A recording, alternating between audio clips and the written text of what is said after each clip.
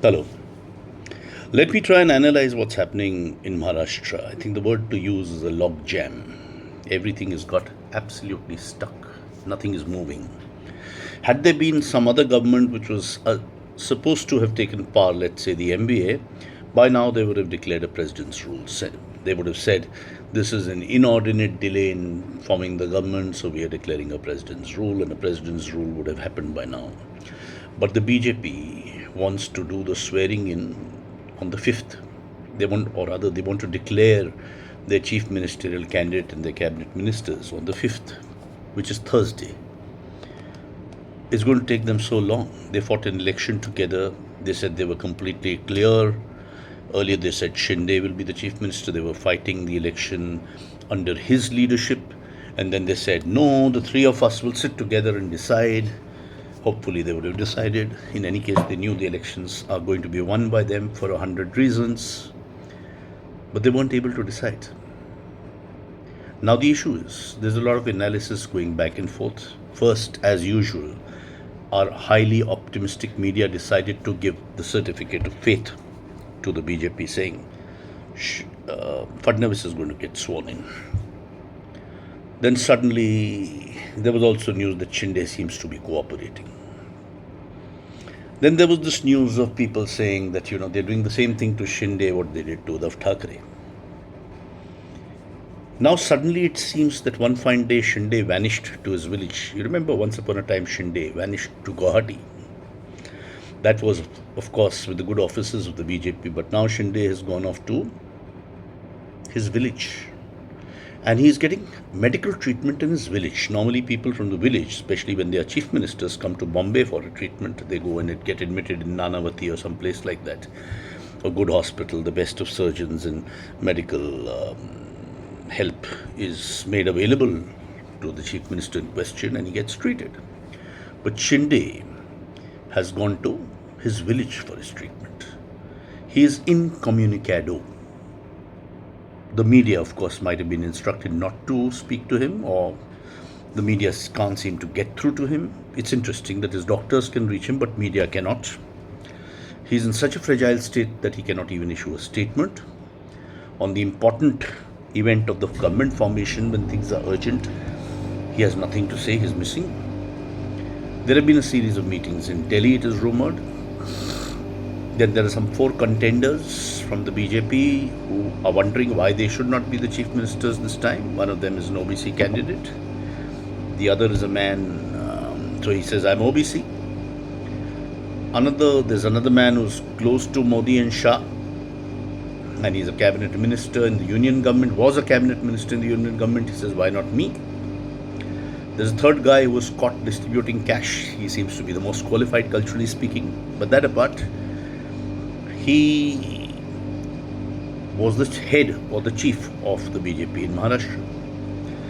And rumor has it that people were wondering how a BJP man distributing cash could get caught when the EC was in the pocket and when the state government was being ruled by the BJP. Rumor has it, or rather speculation has it, that maybe Fadnavis had an operation done in order to reduce the number of contenders for the chief minister's chair. And then, of course, there's one RSS man who's also said to be one of the contenders, and that RSS man we all know is Nitin Gadkari. So this is what is happening internally within the BJP. Outside the maths is like this. If Ajit Pawar and Shinde decide to go with the MBA, they could support it from outside, they could join the government. The BJP cannot then rule the state. 132 is not enough. Then the fate of the central government also to some extent rests on Shinde, not entirely. Because he has, I think, about 7 Lok Sabha seats. And Nitish has 12 and Naidu has 16. And that's how the BJP is hanging on for dear life in the central government. If Shinde decides to dump them in the central government, the government becomes a little weaker. It doesn't collapse, but it becomes weaker. And then if Nitish, who's been negotiating hard for God knows what, he seems to want a lot of things. If Nitish and Naidu also decide to junk the BJP, then the situation that hangs in balance for the BJP is that for the sake of Maharashtra, they will lose the central government.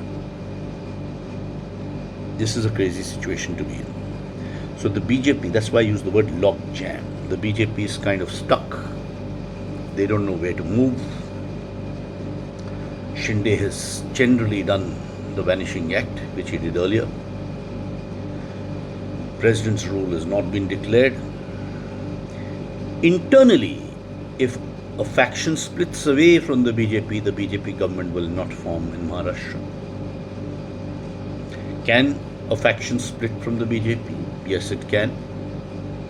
Because there are many people who are not satisfied, there's internal dissent. There's also an RSS pressure. There's the appointment of the RSS chief, or rather the BJP chief, and the RSS wants their person this time. They're not happy with JP Nadda's statements that they don't need the RSS.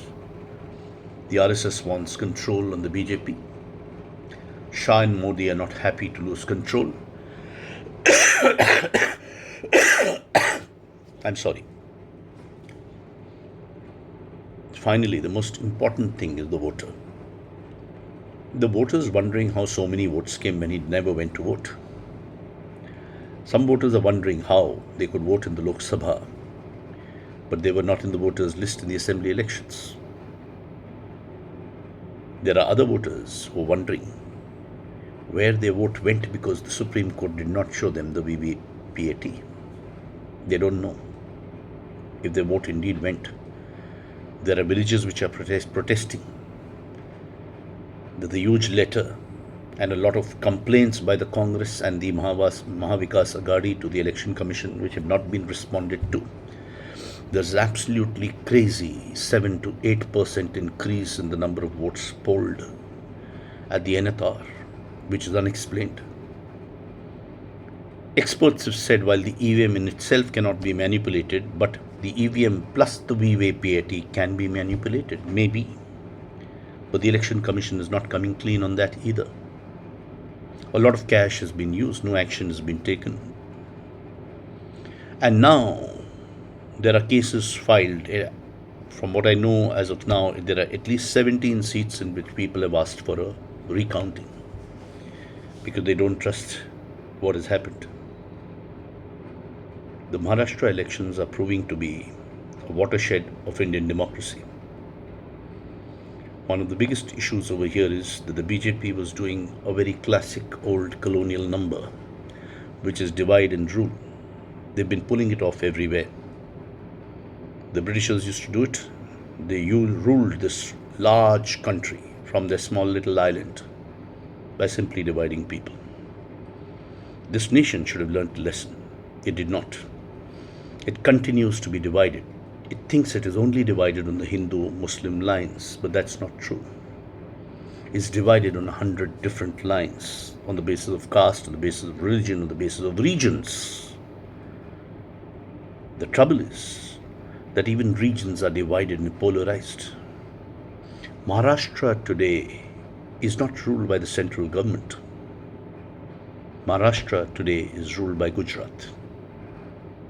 Gujarat is ruling the central government like the Britishers ruled the central government by dividing a bunch of people. That's exactly what the central government in India has been doing and trying in West Bengal, in Orissa.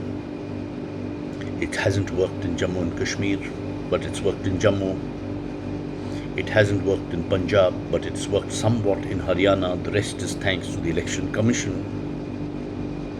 It hasn't worked, but it has worked to some extent in Himachal, in Uttaranchal.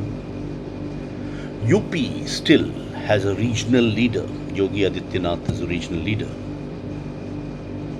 But what's happened to the Maratha regional, the Maharashtrian region is something classic.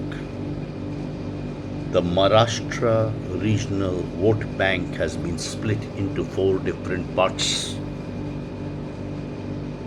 through the same method of divide and rule which the British used to use. This time the Gujaratis have used it.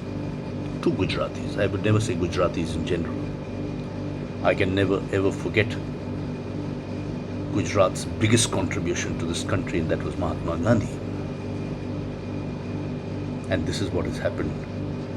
Maharashtra's biggest problem is that its people are now not represented by the people who should be representing them. Its people have become puppets in the hands of 2 Gujaratis who are manipulating them, who have divided them, split the NCP into 2 parts, split the Shiv Sena into 2 parts, used institutions to go after them, used extortion, used all kinds of Sam, Dam, Dhanne, Bet, that shameful philosophy which the most craven and third-rate people tout as an example of strategy, including Indian media. That is what has happened in Maharashtra. The votes on one line are divided completely. There is only one national party in this country, as was proven in the Bharat Jodo Yatra. That if there was a party who had some equity in every part of the country, it was the Congress, the Indian National Congress. If the BJP were to run a Bharat Jodo Yatra, firstly the word Jodo doesn't fit them, but if they were to do a pan-India Yatra, it wouldn't resonate at all. It would draw a blank in entire South India. It would draw a blank in the Northeast. It would perhaps only resonate a little bit in Maharashtra, immensely in Gujarat. And without Yogi, it wouldn't even resonate in UP. It would possibly resonate a little bit in Maharashtra, in Madhya Pradesh. The Maharashtrians need to understand they are being ruled by Gujarat. That's all I wanted to say today. You still don't have a government. Remember that. It's because you voted for a divisive vote.